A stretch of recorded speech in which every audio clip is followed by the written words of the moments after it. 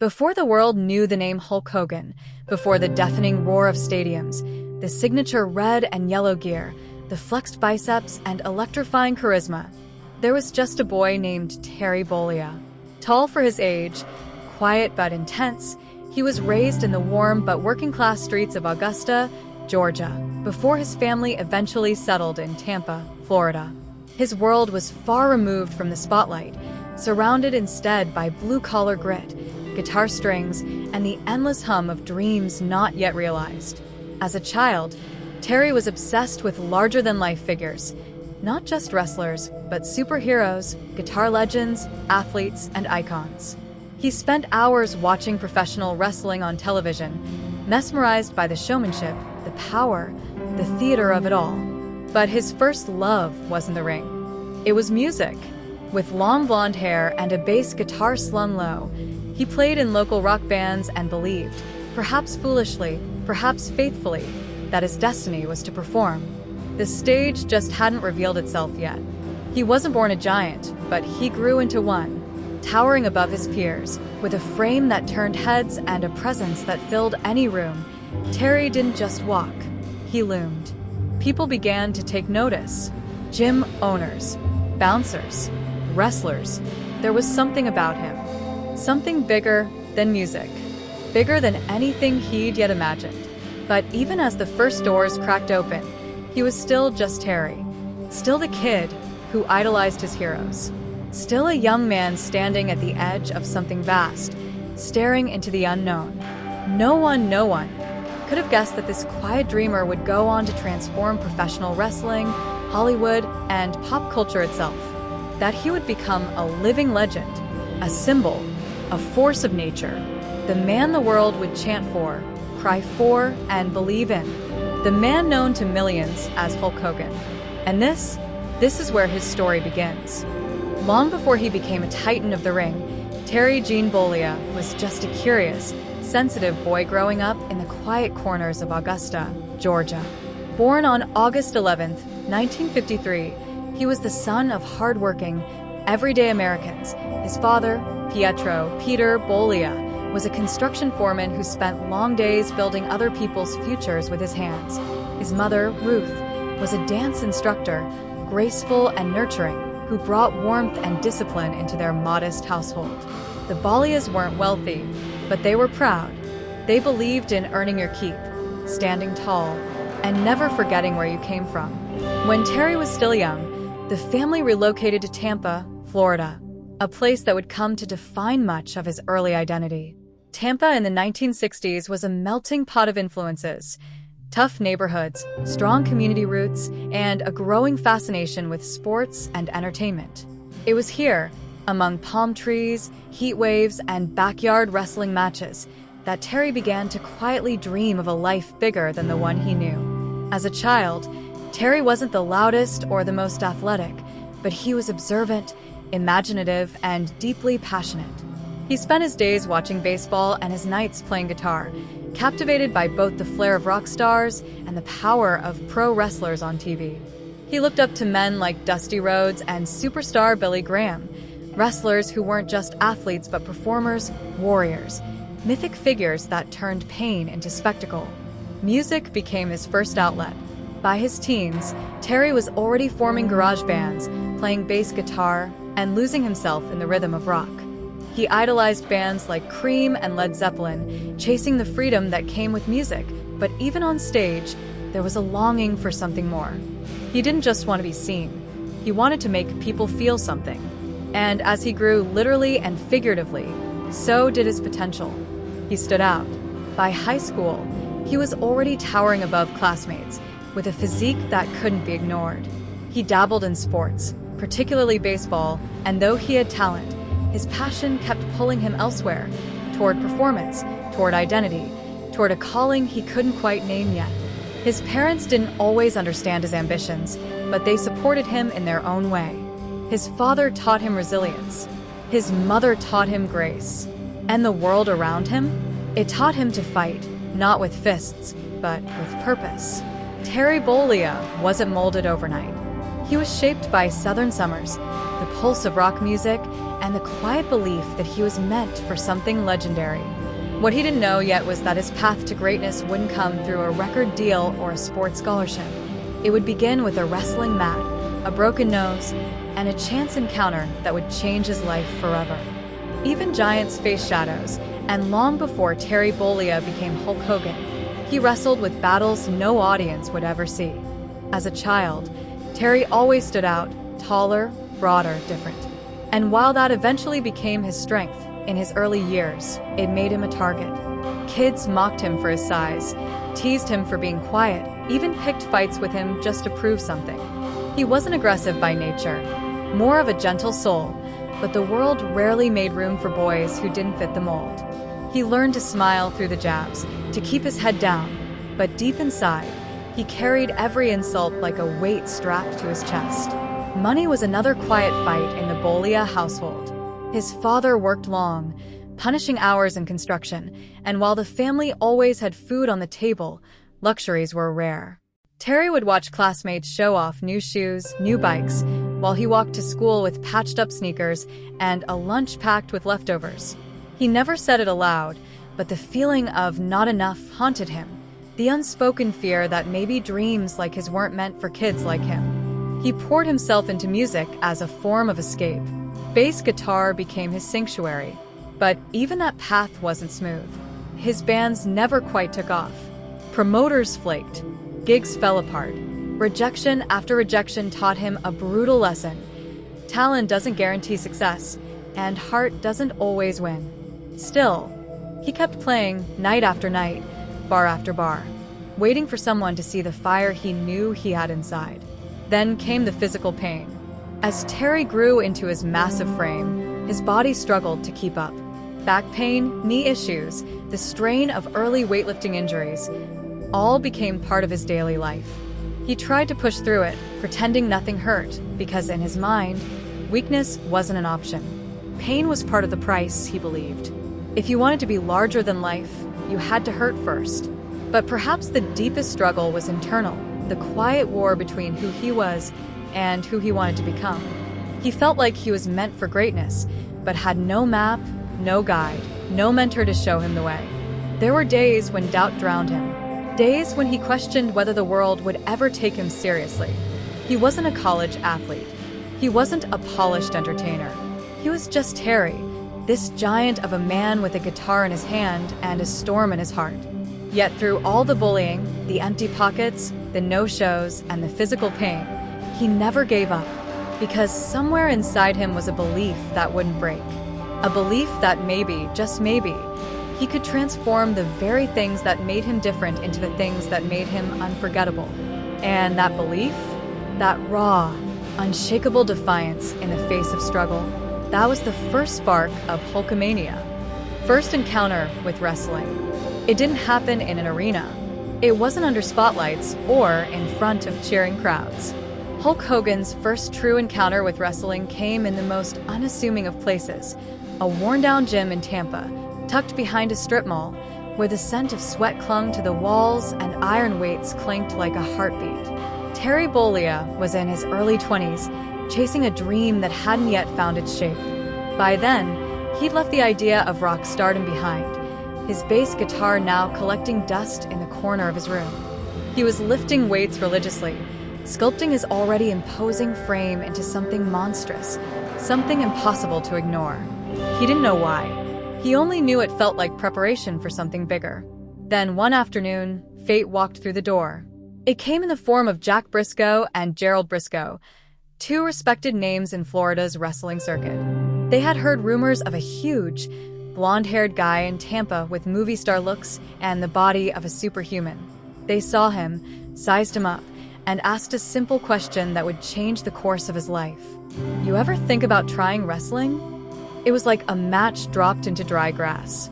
Terry had idolized wrestlers since childhood, watching in awe as men like Dusty Rhodes and Billy Graham turned violence into theater and pain into performance. But until that moment, it had always felt distant, mythological. Something for other people. Now, it was real. Wrestling wasn't just on TV anymore. It was right in front of him, staring him down. He said yes. And that yes opened a door not to glory, but to punishment. His first wrestling tryout wasn't a handshake and a training plan. It was a gauntlet, a test. He was thrown into the ring with Hiro Matsuda, a legendary trainer known more for breaking spirits than building stars. The lesson was clear from the start. Wrestling wasn't fake. It was unforgiving, brutal. Within minutes, Terry's legs gave out. Then his lungs. Then, finally, Matsuda snapped his shin with a single move. Most would have walked away. Terry didn't. He came back, cast and all, week after week, absorbing pain, humiliation, and drills designed to break him. But it didn't. If anything, it fed him. Wrestling wasn't just performance. It was survival. It was raw, relentless transformation. And for the first time, Terry Bollea saw a version of himself he'd never seen before. Not the struggling musician, not the bullied kid or the odd one out. In that ring, bleeding and breathless, he saw a warrior. This was it. This was the stage. Not the smoky clubs or high school gyms. The squared circle was where he belonged. And though he didn't know it yet, that very ring would one day be the place where Terry Bollea would be reborn, where Hulk Hogan would rise. Training and setbacks. They say the ring is a place of glory, but before there's glory, there's grit.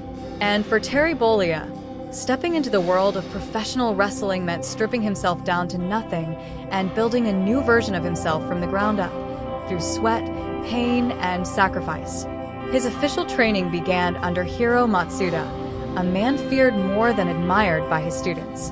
Matsuda didn't hand out encouragement. He handed out punishment, grueling drills, endless calisthenics, techniques repeated until your muscles gave out and your mind begged you to quit.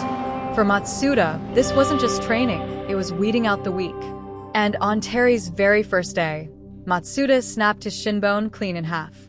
Most would have seen that as a sign to walk away. But Terry came back, cast and all. He had something to prove, not to Matsuda, not to the world, but to himself. The early days were a battlefield. Every morning brought aches that made him question whether his body was built for this. Every night brought doubt. Was he chasing a dream or a delusion? Could he really survive in a world where toughness wasn't a trait? It was a requirement? And yet, inch by inch, he grew stronger. The transformation wasn't just physical, it was mental, spiritual. He was sculpting more than muscle. He was forging resilience. He began to study the psychology of wrestling.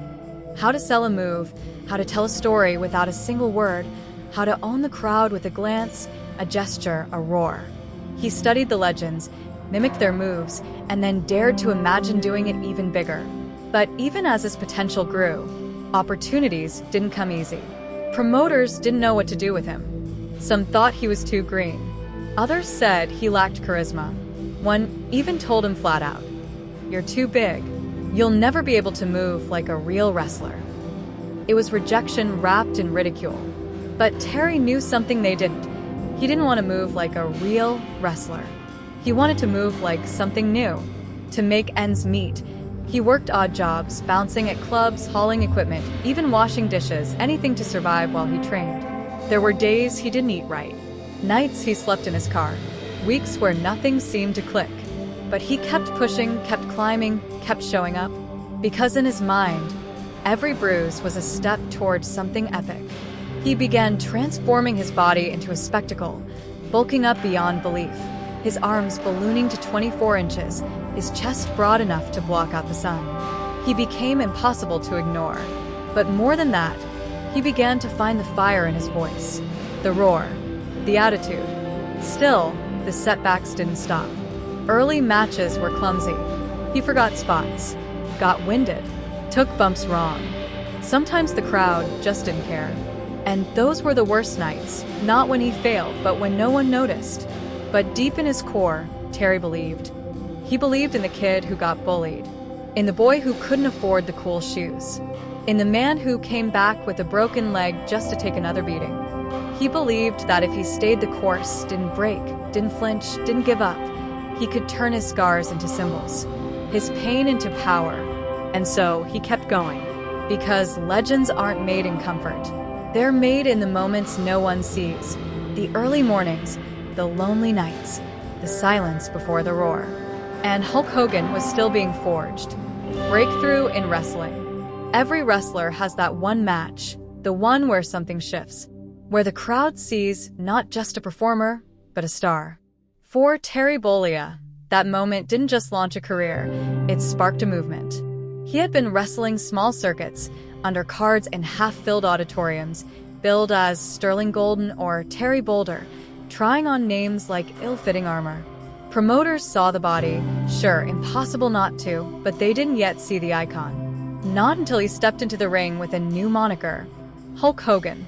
The name came as a casual comment from a TV personality who saw Terry beside Lou Ferrigno, the original Incredible Hulk, and remarked, "He's even bigger than the Hulk." The name stuck, and so did the image. Blonde, bronze, and colossal, Hogan didn't look like a wrestler. He looked like a superhero that had stepped off the comic book page. His breakout moment came in the late 70s and early 80s, but the true spark was lit in the American Wrestling Association, AWA, under the watchful eye of promoter Vern Gagne. Crowds in the Midwest had never seen anything like him. He didn't move like a traditional grappler. He wasn't a technician. But when Hogan walked into the ring, fans rose to their feet like something divine had entered the building. Then came New York. Then came Vince McMahon. The World Wrestling Federation, WWF, saw in Hogan what others had missed. Not just a wrestler, but a phenomenon. They gave him the stage, the platform, the spotlight, and Hogan delivered. His official arrival came on January 23, 1984, at Madison Square Garden, the Mecca. The opponent? The Iron Sheik. The stakes? The WWF Championship. In just over 5 minutes, Hogan slammed the Sheik to the mat, hit his leg drop, and changed the face of professional wrestling forever. 1, 2, 3. The crowd exploded. Adults wept. Children screamed. Camera flashes turned the arena into a galaxy. That wasn't just a victory, it was a coronation. Hulkamania was born. From that moment, everything changed. Hogan was no longer chasing a dream. He was the dream. Action figures, magazine covers, sold-out arenas. He became the face of an era. Kids flexed in mirrors shouting, "What you gonna do when Hulkamania runs wild on you?" Strangers chanted his name from the nosebleeds. The man who once doubted if he'd ever belong was now leading a revolution. But with great recognition comes great pressure. The world now watched his every move. And the higher the rise, the harder the fall could be. But for now, Hulk Hogan was at the top of the mountain.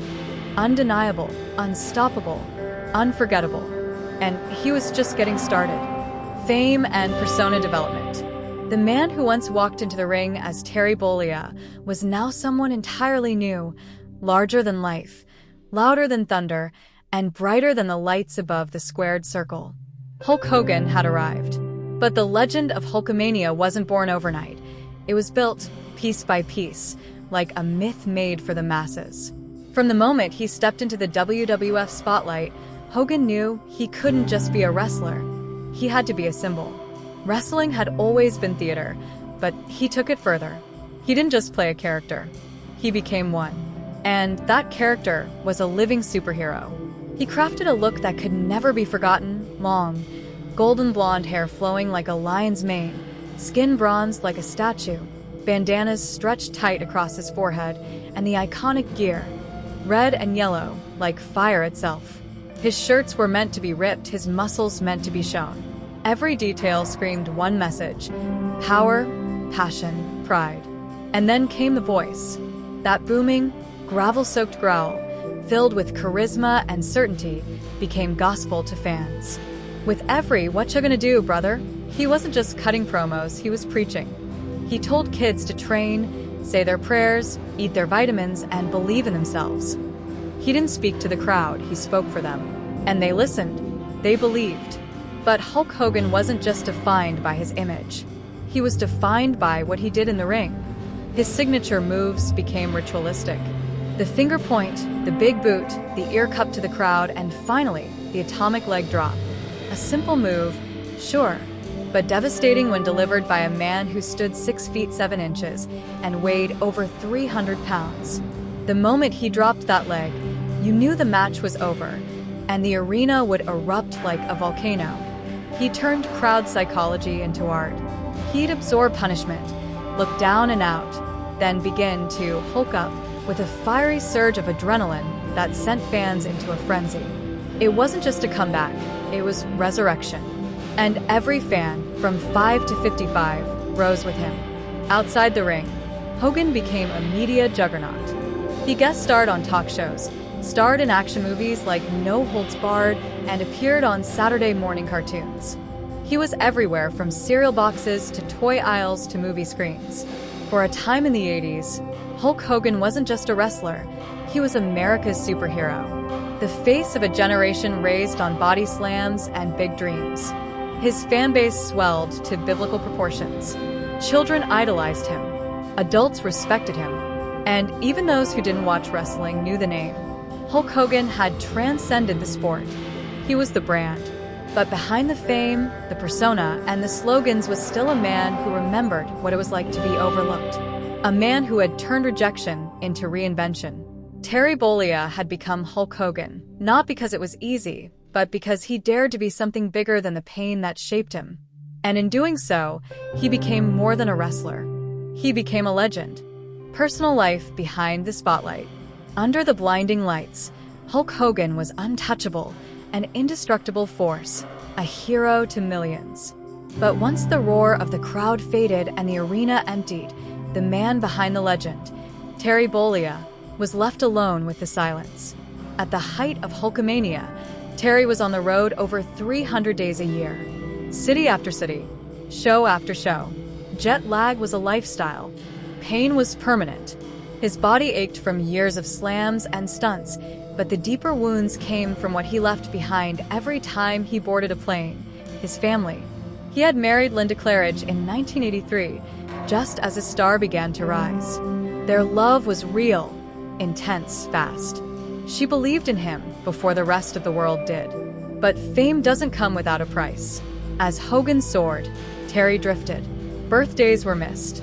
Anniversaries blurred into tour stops. He was home, but not really there. A father to 2 kids, Brooke and Nick, but often just a voice on the phone or a face on TV. There were nights in luxury hotel rooms that felt more like cages than comfort. Alone, with ice packs on swollen knees and a hotel bar buzzing in the distance, he'd stare at the ceiling and ask the question no spotlight could drown out. Who am I when the red and yellow comes off? He tried to be the hero off stage too, to be the same inspiration to his family that he was to his fans. But it wasn't always easy.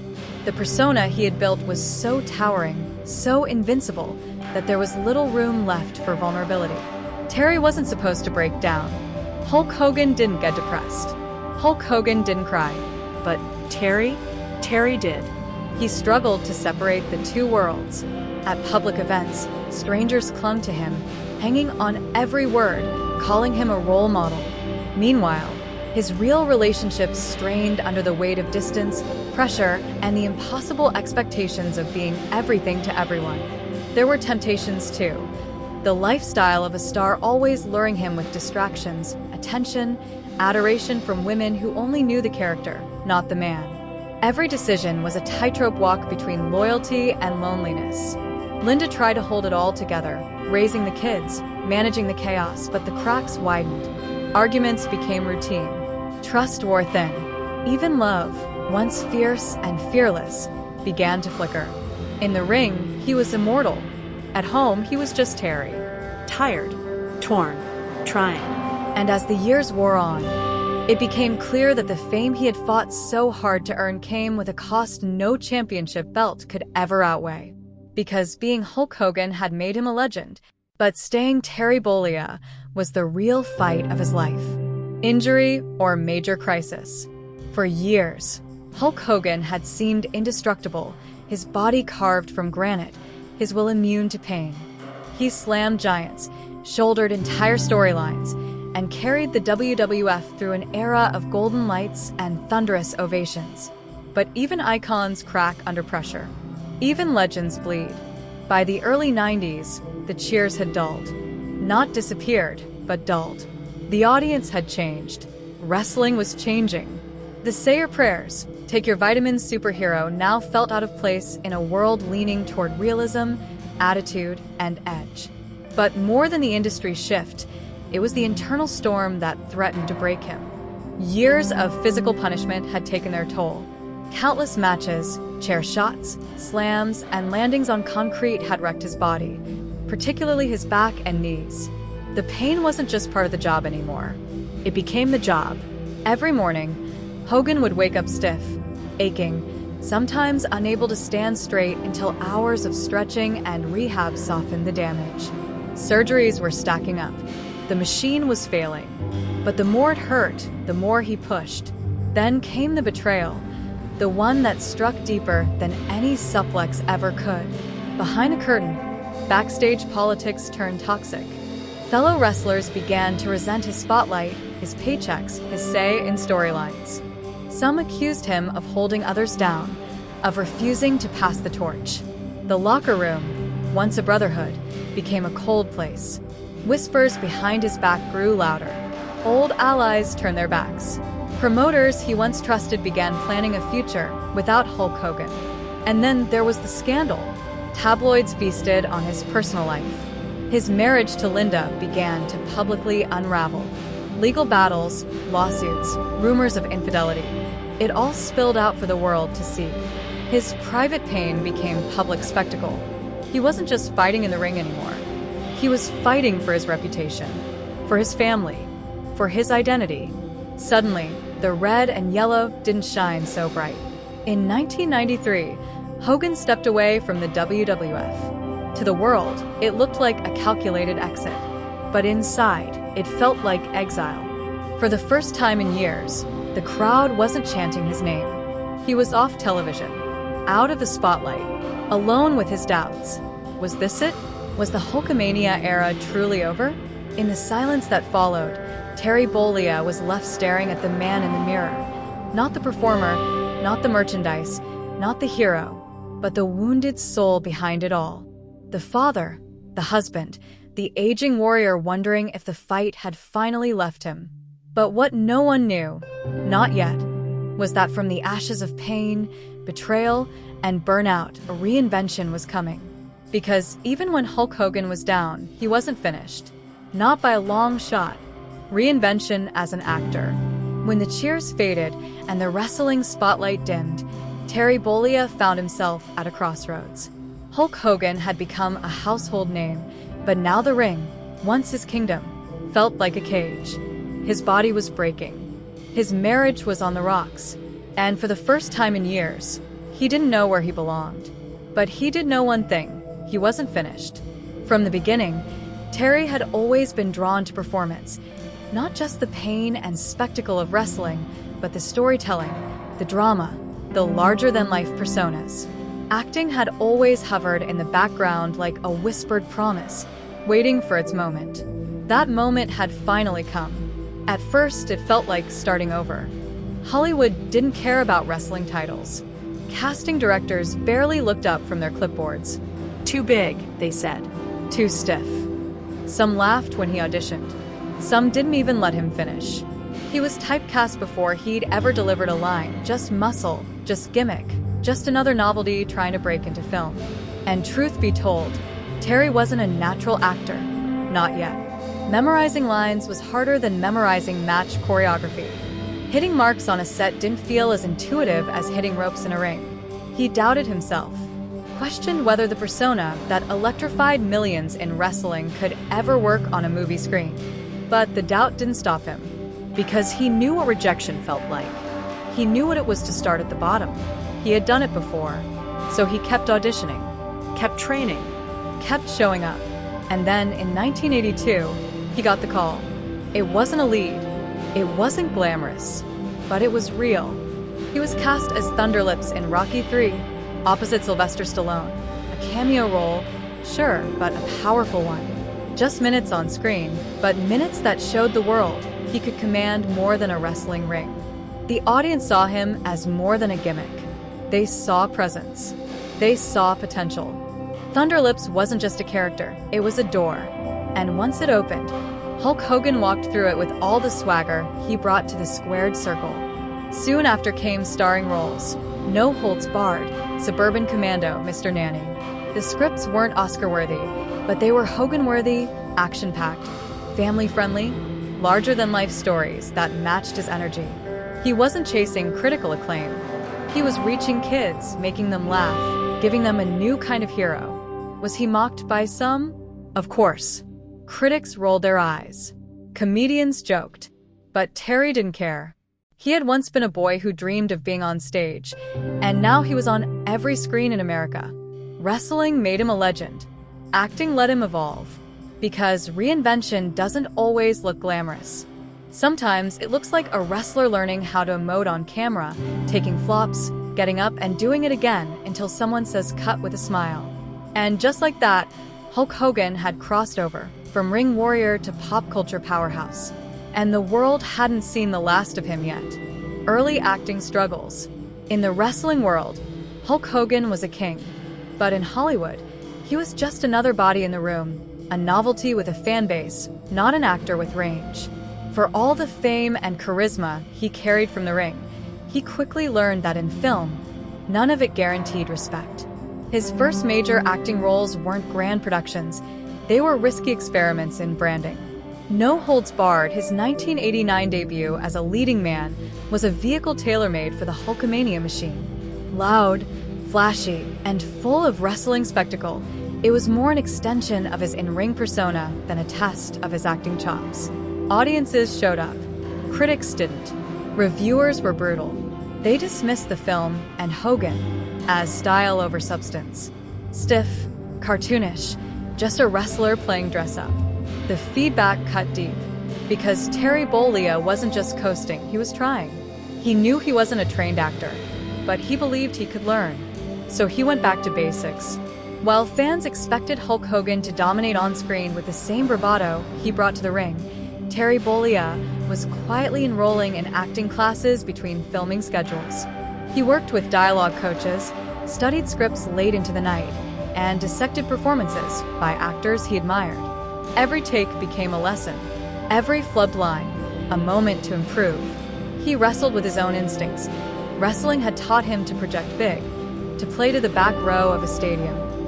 Film required subtlety, stillness, emotion in the eyes, not just in the voice. It was a completely different arena, and for a while, he fumbled through it. Then came Suburban Commando and Mr. Nanny, films that cemented his image as a family-friendly action star, but also deepened the divide between Hogan the icon and Terry the serious actor. Hollywood still saw him as safe, silly, and typecast. The same critics who once mocked his wrestling persona now labeled his acting as a gimmick, wearing sunglasses. But behind the scenes, something was shifting. He was getting better. His timing sharper, his delivery more natural. Directors began to notice. Not everyone, not yet, but enough to open more doors. Roles in TV shows, guest appearances, and reality TV later on gave him new platforms to be seen, to be heard, to evolve. He never claimed to be De Niro. He didn't want awards. What he wanted, what he needed, was to prove that he was more than a stereotype. Because at his core, Terry Bollea had always been underestimated, from the skinny kid in Tampa to the wrestler they said would never move like a real athlete, to the actor they said would never be more than a muscle-bound mascot. Every sneer from a casting director, every bad review, every joke at his expense, he took it all. Then he flexed, smiled, and came back for another take. Because real strength doesn't come from never being doubted. It comes from showing up, again and again, until the world finally sees you for who you are. Breakthrough role. For years, Hulk Hogan had been trying to break into Hollywood the only way he knew how, by being bigger, louder, and more magnetic than anyone else on screen. But it wasn't until 1982, in a brief but unforgettable role, that he caught the world's attention, and not as a wrestler, but as a bona fide on-screen force. That role was Thunderlips in Rocky III. It wasn't a leading role. It didn't require monologues or deep emotional arcs, but it didn't need to. Because when Terry Bollea walked into that ring across from Sylvester Stallone, everything changed. The crowd in the film wasn't just watching a fight. They were watching two worlds collide. Hollywood's reigning boxing champ versus wrestling's future icon. Thunderlips was a caricature, the ultimate male, but he was also clever, theatrical, and completely captivating. Draped in a glittering robe and towering over Stallone's Rocky Balboa, Hogan brought the perfect blend of intensity and charisma. It was scripted chaos, but Hogan made it feel real, raw, fun. And when the cameras stopped rolling, people started talking. Here was a man who could hold his own next to one of cinema's biggest stars. Here was a wrestler who didn't just belong in the ring, he belonged in movies. And more importantly, Thunderlips did something else. It blurred the line between Hulk Hogan the wrestler and Hulk Hogan the actor. It played to everything that made him great in the ring: confidence, spectacle, power. But it also allowed him to wink at the camera, to be self-aware, to perform, not just pose. That 5-minute scene in Rocky III wasn't just entertainment. It was a declaration. Hollywood now knew what wrestling fans already did. Hulk Hogan could steal a show. Off the success of Thunderlips, the doors began to creak open. Studios saw dollar signs in his crossover appeal. He was offered starring roles, movies like No Holds Barred, which embraced his wrestling image head-on, and later family comedies that leaned into his exaggerated persona with humor and heart. The wrestling world had created Hulk Hogan, but it was Thunderlips that proved he could leap from the canvas to the silver screen and still leave audiences cheering. It wasn't his biggest role, but it was the one that told the world. Hollywood just got body slammed. Dual identity management. For most people, living one larger-than-life persona would be overwhelming. For Terry Bollea, he was juggling too. By the early 90s, he wasn't just Hulk Hogan, wrestling's biggest icon. He was also a rising movie star, a TV personality, a commercial pitchman, and a global brand. To fans, he was everywhere. To Terry, he was nowhere. On screen and in the ring, the Hulk Hogan persona was crystal clear, bold, brave, invincible. But behind the scenes, the lines between character and self began to blur. When he stepped out in public, people expected the voice, the flex, the famous catchphrases. Strangers didn't greet him as Terry. They shouted, "What ya gonna do, brother?" And so, even off stage, the performance continued. He was loved, but never truly seen. In the ring, he fought scripted battles. In Hollywood, he battled critics and casting directors. And in private, he wrestled with the pressure of maintaining an identity that had outgrown the man who created it. Terry wanted to be taken seriously as an actor, but every role he landed leaned into his wrestling image. Tough guy, muscle-bound, cartoonish. Hollywood wanted Hulk, not Terry. He felt trapped in his own creation. There were moments, quiet ones, in trailers or locker rooms, where he'd look in the mirror and wonder who he really was underneath the tan, the handlebar mustache, the immortal grin. Was he the showman? The struggling husband? The dad who missed birthdays? The kid from Tampa who once dreamed of being a rock star? And the world around him didn't make it any easier. Wrestling purists scoffed at his acting career. Film critics dismissed him as a gimmick. Some fans thought he had sold out, traded leg drops for punchlines. Others just couldn't separate the characters. Hulk Hogan the wrestler and Hulk Hogan the actor were one and the same in the public eye. And somewhere in between, Terry Bollea, the human, got lost. Still, he tried to balance it. He'd shoot a movie during the week, then fly across the country to headline a pay-per-view match on Sunday. He'd do press junkets in the morning and tuck his kids in over the phone at night. He was always moving, always adjusting, always chasing the next audience. But deep down, he began to realize that he didn't have to choose. The dual identity wasn't a burden. It was a legacy.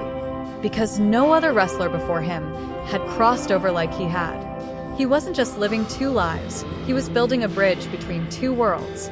And if being Hulk Hogan meant carrying both the body slam and the punchline, both the hero and the human, then maybe that was the role he was meant to play all along. Not just a wrestler, not just an actor, but a symbol, a force, a story that refused to fit into just one ring. Legacy building. As the roars of packed arenas began to fade and the camera light softened, Hulk Hogan found himself standing at a new kind of crossroads, not one marked by entrances or exits, but by impact. The muscles weren't as tight, the knees didn't hold up like they used to, and the spotlight no longer followed his every move. But Hogan had never been just a performer. He was a symbol, a pioneer, and now it was time to pass the torch. Gone were the days of main events and movie sets. In their place came something deeper, influence. Hogan began mentoring up-and-coming wrestlers, not just in the art of performance, but in the craft of presence. How to own a room, how to turn silence into electricity, how to build a persona that lives beyond the ring. He taught them how to protect their bodies, their brands, and most importantly, their values. To young wrestlers chasing fame, he became more than a legend. He was a coach, a warning, and a blueprint. He spoke about the dangers of ego, the weight of fame, the loneliness that often came with celebrity. He didn't preach perfection. He shared his scars. And in doing so, he earned a new kind of respect. Outside the ring, Terry Bollea began giving back. He appeared at children's hospitals, quietly funding medical treatments for kids who only knew him as the superhero in red and yellow.